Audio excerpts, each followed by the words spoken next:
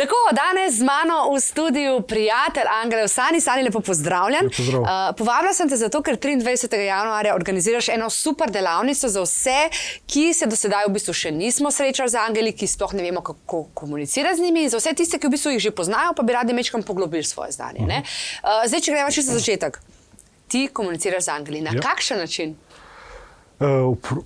Komuniciram z njimi na razen način. En je seveda uporabljam pripomočke, ki jih bom na delavnici predstavil. No, nam sam povejmo, to me firbac smatra. Kakšne so to?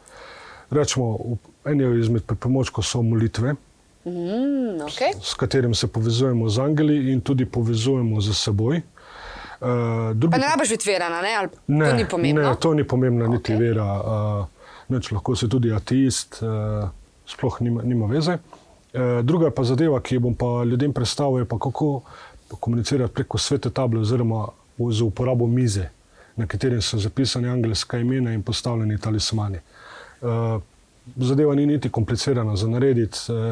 To je, da rečemo, lahko človek v 10 minutah jo izdela sam. Torej, lahko sami to naredimo, ok, nobenega stroška, to je tudi fino.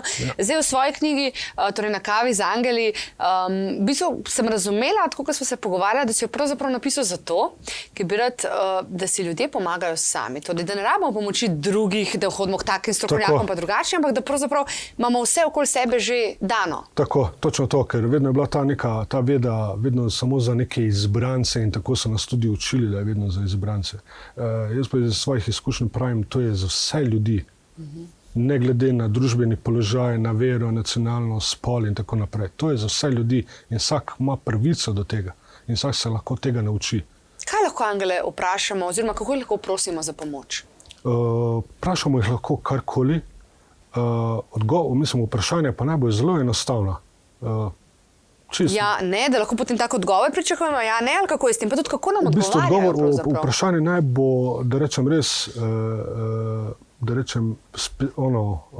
Egzaktno, v bistvu zelo specifično natančno. Tako, da človek pol dobi res natančne odgovore. Če nekaj splošno vprašanje, potem bo tudi splošen odgovor.